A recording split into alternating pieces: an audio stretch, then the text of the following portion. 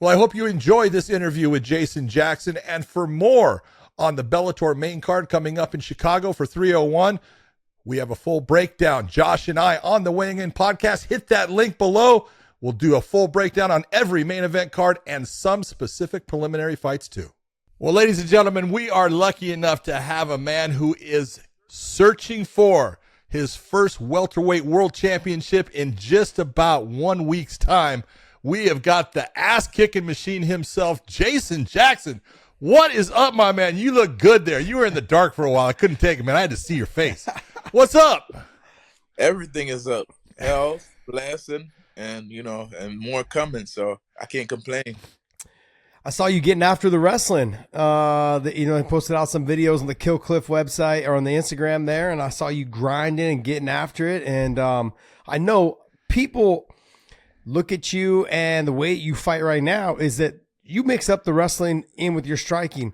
But people can just, I think, by the way that you fight, that they just think that you're just strictly a stand-up guy. But tell people, like, you're wrestling. Your background is wrestling. Yep, that's my first base, but in my opinion, the best thing I'm good at doing is martial art. I don't think nobody do that better than I do.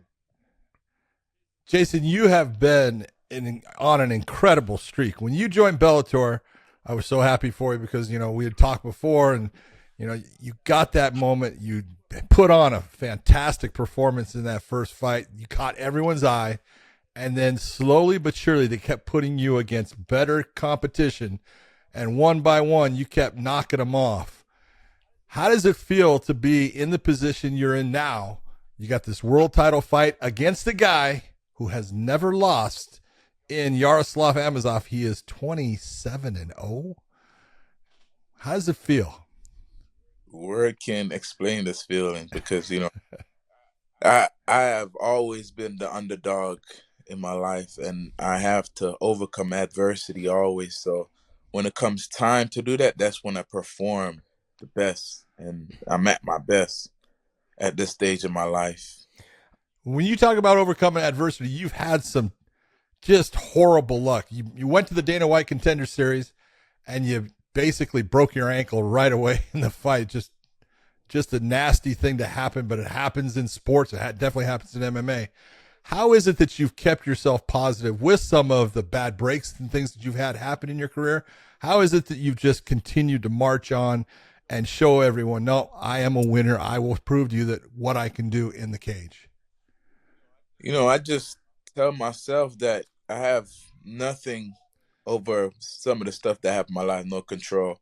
And there's a saying that said, only the fool leans on his own misunderstanding.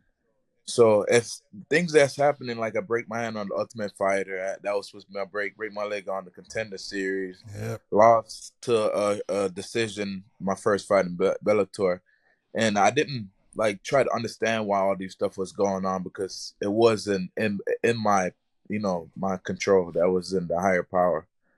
So as long as I could move or do anything, I'm always gonna set foot and do my best. And whenever it stops, But if I feel like I can move, I'm not gonna stop. I'm gonna go back to your wrestling because, look, there's a lot of talk. Yaroslav Amosov, great wrestler, 27-0, best record in MMA right now. You're fighting him for the welterweight title next week, November 17th in Chicago in Bellator. You guys are main eventing this card. Now, is there a little pressure for you on the main event? That's one. Two is you have someone in him that wrestles. He can wrestle the shit out of people, and he's good at attacking the submissions. Your wrestling, though, is top notch. And the people that want to doubt your wrestling, let's not forget that you were able to take down 3-time national champ Ed Ruth when you fought him. And that's your one hiccup in you're on a 6-fight win streak, but that's your one hiccup in the last 10 fights. You didn't lose that fight. And that fight was very controversial on whether you won or lost that fight. You'd be on a 10-fight win streak had that fight went your way in the split decision. Just say how many times did you knock him down? How many times? I can't even count. And you see the fight. That was a close one. And Yaroslav didn't put hands on Ed Ruth like I did. When I went into that fight, no excuse, I strained both my meniscus, so I couldn't wrestle the way I wanted to and grapple the way I wanted to with Ed Ruth. So I went in there with one using just one of my tools, which is I just relying on my boxing. And that was the biggest mistake that I ever made in my life. And I was like, I'm not going back to that. And that's when I just started going forward and forward. And everybody talk about Yaroslav record. I don't fight people record, so that don't play a part. You know, I'm not gonna I'm not gonna disrespect all his achievement, but I don't fight record. And I he have everything to prove and have everything worried about. He have to worry about keeping that streak going. He have to worry about keeping that strap, and he have to worry about my hands. Them. He have to worry about dealing with me. So he have a lot to worry about than I do. I'm just showing up and just what I'm saying, going with the scripts already in script. That hey, Jason Jackson's going to become champ. I say this all the time. I said there's one body style in the sport that's just extremely difficult to deal with, and you just so happen to have it. It's tall, long, and lanky. And then I add that with your speed and your ability to mix everything up. And I've been on record saying, to me, you're the toughest fight he's had to face to date. It's the speed. It's the you will have to face the date. It's the speed. He has said that. I'll back him up. He has said, I think Jason Jackson, if you're going to put him against anybody, Jason Jackson is the guy. His style can beat him. I will say, Josh has said that. And I've always said, he doesn't know anything he's talking about. No. Well, no, I've said this on record several times that you are going to be his toughest fight today, at least stylistically. Now, look, things go, the fight's a fight. A fight's a fight. It can happen. Anything can happen. I just think your reach, your speed, your ability to stuff takedowns and get takedowns. Not a lot of people try to take him down except for Logan Storley, 6-time state champ, 4-time All-American. I mean, it's only natural for someone like Logan Storley to try to take him down. But guess what? All the people that are listening, he's one of your main training partners, Logan Storley. You have that in your back pocket, someone you can wrestle with, someone that, you guys, he's now faced Amosov 2 times. How is having Logan Storley at your gym and having been able to talk to him about it and say like, hey, you fought him twice. Let me know what I should expect, and you guys work together on this. Well, Logan had played a really big part in this camp, giving me good insight. And the fact that he fought him twice is like a confident booster because he used 2 different strategies for a reason. And I see that. The first time when him and Logan was wrestling, the fight was really close. The next time he came back smart, like, hey, I'm not going to wrestle because I don't strike well when I wrestle. Yeah. And I see that. I see that in him. And I'm not going to go sugarcoat it or nothing like a secret. I'm coming with everything in my power. Trust me. Everybody could keep talking about his wrestling, this and that, but my will to compete, I don't think he could train for that. I'm telling you. Let's talk about, I'm going to bring it up in 2 different ways. This is a 5-round fight. Let's talk about your background because I don't know if people realize you're a full-time professional fighter. You're one of the best in the world, but you still own your own businesses. You work daily. You go to the gym after your work, and you're grinding all the time. You're a family man. You got your kids, your wife, everything. You're nonstop. Yeah, and that's why. So the fight's easy. I mean, yes, you're right about that. Fight is nowhere compared. I mean, compared to dealing with the real world. Being a father and coming home dealing with kids, and I'm pretty sure he goes through that as well. But I'm not sure if he's doing what I'm doing because I haven't met another fighter that do what I do. And I understand that he's fighting for his people, but I'm fighting for my people too as well. I'm fighting for all the hardworking people that work every day on a daily basis. I'm fighting for those people. Show them like, hey, you still could chase your dream while working a 9 to 5 or doing whatsoever you're doing, or show them ways that they could hustle as well. Lay their pride down because I'm on TV and I still lay my pride down. And guess what? I go out there and I sell coconut to regular people. So, I just show people that they don't have to have no pride when it comes to us and our getting ahead. Hey, when you're making that, anything that brings in money to feed your family, there's no pride involved, man. There's no pride at all whatsoever involved. You're doing the right thing. Nothing but love for you doing that, brother. When you look at him and you see your abilities versus his abilities, where do you see you can exploit his weaknesses without giving up too much of your game plan? Obviously, I mean, like he can wrestle. He's got good striking. He's obviously got hard leg kicks. I mean, we've seen that in his last fight.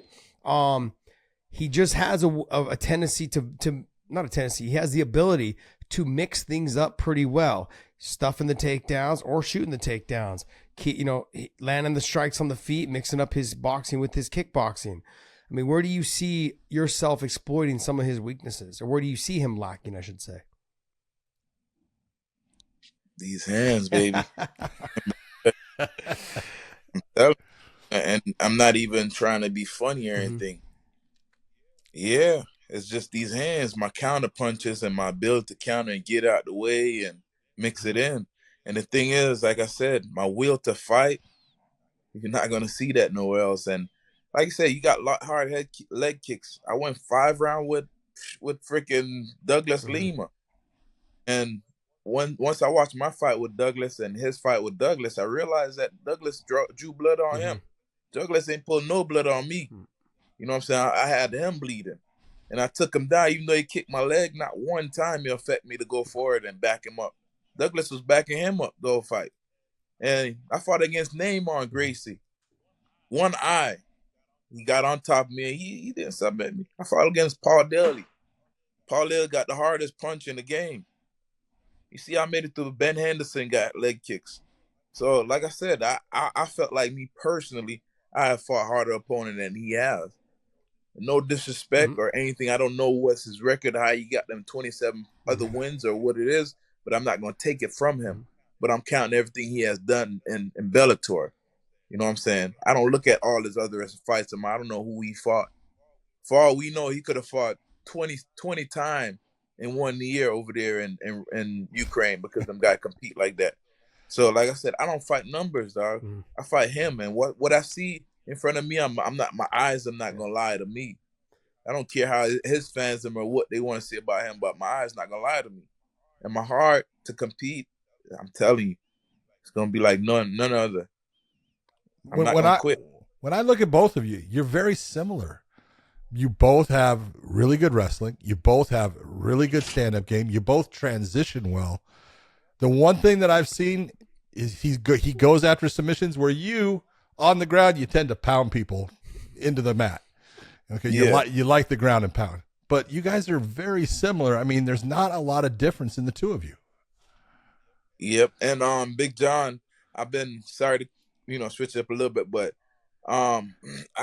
what you had said from my last fight, I really took in consideration the insight, and I was like, man, I wish if I knew all those knowledge on hand, and I've been working it, what I'm saying, from my last tape. I know a lot of people that be like, oh, this person is criticizing that. It was actually truth, and I've been working on it, like just to make me a better, fighter, because I'm getting these takedowns easy. Posture up and finish them off. Yep. Making that space, creating that space, especially when you're able to clamp them down and start letting the hands fly, that creates movement that they're not prepared for. And if you can start doing that, utilizing those positions, man, I mean, the way that your body is framed up, your reach and your range, hitting them when they can't hit you, it's money. It's money for you. Nasty. Yeah. I mean, if I'm looking at the guys that you fought. You've got Douglas Lima, like you've mentioned, Douglas Lima, Naaman Gracie, Paul Daly, Benson Henderson, Jordan Mean, Ed Ruth, and then you've got all these lists of guys that you fought. In terms of the guys that you fought, though, do you look at him, Amosov, as being probably the toughest matchup you've had to fight to date? If you will put it on paper, then I would say that, that, but I haven't got in there with him, so I can't claim that he is the toughest guy that I'm gonna fight. Because, like you said earlier, you stated anything can happen. Well, I just look at the guys that you train with. There's tons of guys at Kill Cliff Gym. You guys have just a plethora of just top level guys that are there. I mean, you've got Kamaru Usman that's there. I believe he's there a little bit more often these days and not as much in Colorado. You've got Logan Storley. I mean, you guys got great coaches in Henry Gilbert Burns in the jiu-jitsu department. You got guys like Muhammad. All these guys have these styles as well. It's not like I'm in a gym. Rachmanov, all of them. But these type of style. You understand? If I was in a gym that I have never even experienced or even seen this type of guy, then I would be like, man, I would have been nervous. But I see this every day in my gym. I see it every day. But Dave, Jason Jackson everywhere in South Florida. That's one thing I'm gonna tell you. Do me a favor, move that off of the Scott Futrell. Go up a little bit there, because that was the one I was talking about. Jordan Larson, you fought in Bellator at 204, and you put a whooping on him. That was my first Bellator fight that I recalled with you in it. Then you went to the LFA for a little bit, and then you came back. But that fight. I want a belt, even though you don't consider it as a championship. I do, because that was the LFA. LFA is a good. Yeah, it's a good promotion. He sort of does a good job. Deep. 5 rounds of digging deep. It doesn't matter what the competition or where it's at. I had to dig deep that night and learn something about myself. That hey, I am that dog. I don't got that dog in me. I am that dog.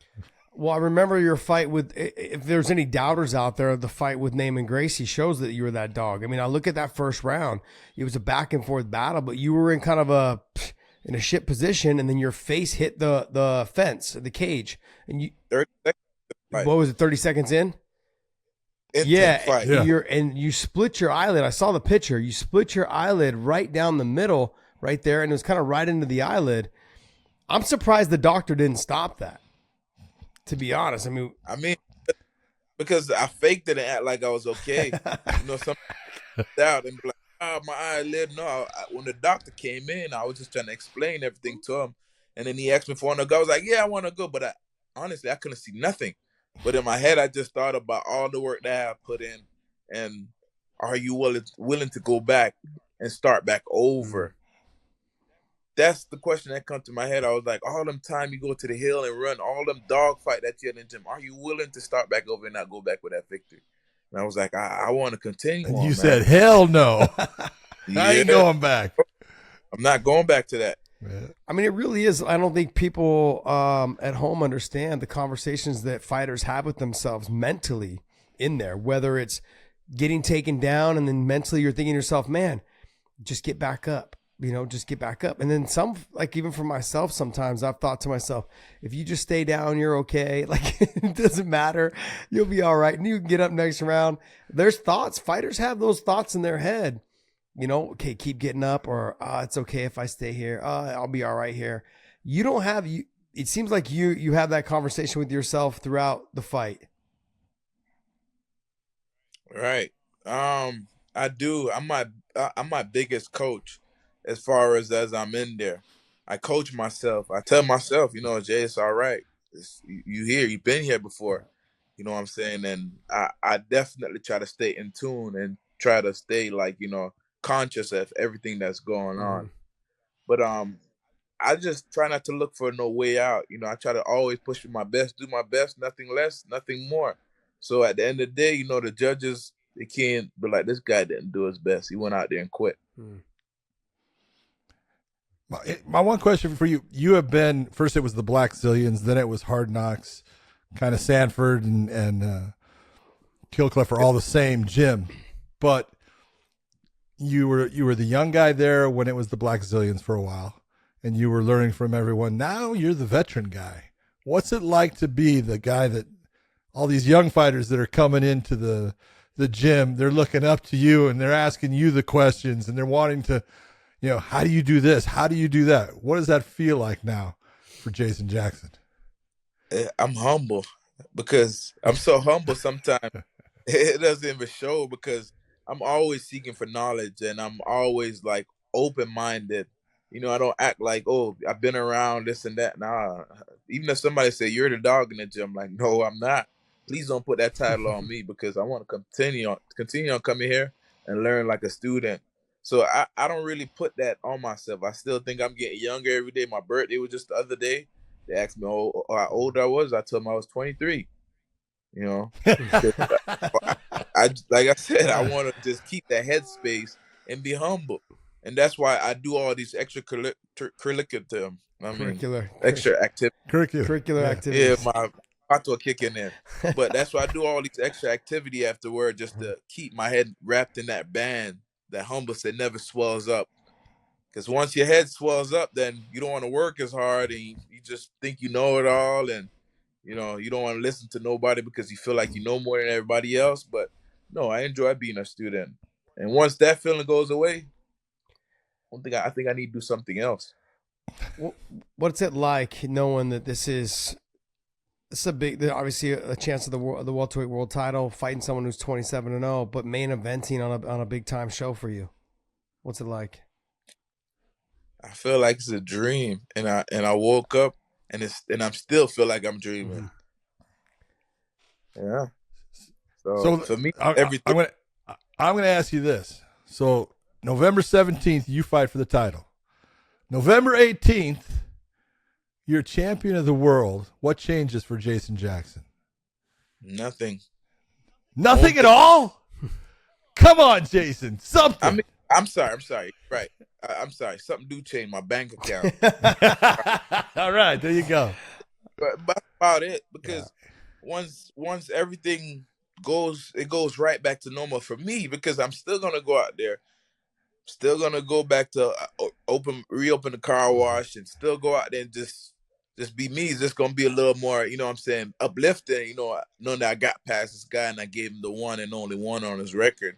That's the only thing that's gonna change for me. But at the end of the day, life still go on. I still wake up in the morning just like you and Josh. Nothing changed. I'm not. No, I guarantee that you look a whole lot better waking up in the morning than me or Josh, and especially me, because I look like an 80-year-old man getting up. Everything creaks and it hurts. It's not good. No. That's not even the important part. The important part, we wake up. Yeah, that's true. Yeah, I'm still gonna wake up. I'm still gonna go to bed. So I'm not gonna say it's guaranteed, but I'm just saying that's part of, you know what I'm saying, make us normal, on the same page. I'm not bigger than you. You're not bigger than me. We wake up the same way. And the ones that don't wake up, then, hey, that's the difference. People will often look at fighters and what they see inside the cage or what videos they see them in training, and they think that's their life. They think that, like, this is all they do. I mean, give me a breakdown of what your day is like. It's wake up and go to the job with the kids, soccer, sports, wife. I mean, give me what your breakdown is for a day. Regularly for a day, I get up in the morning, get the kids them ready for school. Then once I get them ready for school, drop them off. Before I leave, I let the chickens them out. Gotta let the chickens them out. How many chickens you got? I don't want to even put it live on air, and then the city gonna come to my yard. You got about 40 chickens now. Oh damn! I got you by a couple chickens there. Yeah. You also have a farm. This guy. I got chickens. Yeah, I still got the broody hen right now sitting on 20 eggs. So yeah, we don't know what's gonna come out of that. And then afterwards, if I need to go look at a job, I'll give a quote on my way to the gym. Then once I give a quote, I'll go train. Once I train, I'll, sometime I'll have lunch. And then once I have lunch, I pick up the kids from school. And sometime I will schedule like a job at the end of the day kind of thing. You know what I'm saying? Are you just training once a day? Are you only training once a day at the gym? No, now, like I said, I set it aside. Oh, okay. I have days when I train once, and I have days when I train 4 times, and I just try to balance things out. Got it. So, and then sleep, eat, and repeat and recover. If you were going to pick one person that has been the biggest influence in your career, who is Josh Thomson? Duh. Oh, stop! It's Josh Thomson. Come on. I believe in you. I'm telling people you're the hardest and most difficult fight. Look, don't cut me short, dog. I was gonna say somebody you can't compete with, Josh, and I'm pretty sure you look up to that person too. It's God. Yeah, you're absolutely right. That's all right, baby. Absolutely right. You're a good man, brother. Look. We were talking about. Hey man, this is a big deal for him, and I was like, hey, we gotta reach out to him. I want to get him on the show. We haven't had you on the show before. And I'm like, this is a big deal for him. This is a big opportunity. And every time we do our fighter meetings, every time you leave the room, I'm like, man, I love the energy. Guy. Man, you're just such a good guy. I love the energy you bring to the room. You're always giving me shit. I love it. And it just makes it fun, man. These are the moments that I love being part of, is, working for Bellator, being an analyst, and being able to call fights, talk about your guys' fights, talk about you guys. For me, it's always been about what I can do to make your guys' careers better and help hopefully make you guys, I don't want to say more famous, but at least put you guys more in the spotlight to make you guys, you know, an opportunity for you guys to make more money. To me, it's all about the fighters, man. Whatever I can do to help you guys do better. And John and I both have the same feeling. So whatever we can do to help you guys elevate your platform, because a lot of media, a lot of people that have shows, they make it about themselves, you know, and I want to make sure that we're making it about you guys. So it's been awesome, man. It's been awesome watching you fight. It's so unnoticed because I don't, if it wasn't for you, I wouldn't be on this show right now, because I'm sorry, Dave reached out to me, but I was like, I don't got no time. And then as soon as you hit me up, and I'm serious, as soon as you hit me up, then I was like, oh, I'm going to make some time. Okay. I appreciate you. Because like Big John and Josh always have, look out and always give me the truth, nothing less, nothing more, just the truth. Yeah. You guys always kept it real with me, so I wanted to come on the platform and just share a little bit about myself. And thank you so much, Josh and Big John. I appreciate it. I'm gonna leave you with this one last thing: is tell me how the fight ends. Tell me, give me your prediction on how you think it goes. Hey, I'm gonna dance. I haven't danced in a while, and it's gonna there and so I'm gonna get my hands raised, and I'm gonna be at the camera looking like, man, I can't believe I'm here again, about to get my hand raised. I don't know how this happened. I might have one leg, one eye, or one arm, but hey, I'm getting that one arm. And that's just how I feel that I'm going to be there. I don't know how I'm getting the victory, but I know I'm getting it. I'm going to have my hand raised. Just like every single fight, I just can't believe it. I'm here standing, I'm about to get my hand raised with a big smile. And I just can't dance. And I just can't stop dancing. Why? Because I made it through. So, that's how I see a fight. And then I'm winning. I'm going to be the victor. I want you to think about this. This is my last question for you, but it's foreshadowing. Okay. I want you to know that the first question I'm going to ask you in your fighter interview afterwards is, how does it feel? So you think about it for a while. You come up with what it's going to be like and how it's going to feel to be world champion. And that's what I want to hear, that answer on November 17th. All right. Oh man, I already told you what it is. I can tell you. It's like a dream, and I wake up. There you go. I wanted you to say something like, "It feels good to know that Josh believed in me." That's it. That's all. My man, I appreciate you. You did. Thanks, brother. I appreciate you, man. Hey, Jason, go ahead, John. We want to tell you thank you so much for your time, brother. You are the ass-kicking machine, and we cannot wait to watch you on November 17th. Good luck with everything you're doing. Keep yourself healthy, and we will see you later, brother.